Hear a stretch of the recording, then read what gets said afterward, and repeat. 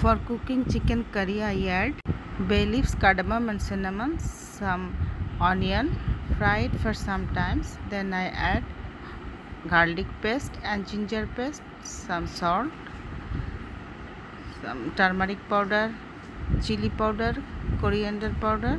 Fry it for some time. Now I add chicken. I fry the chicken with spices.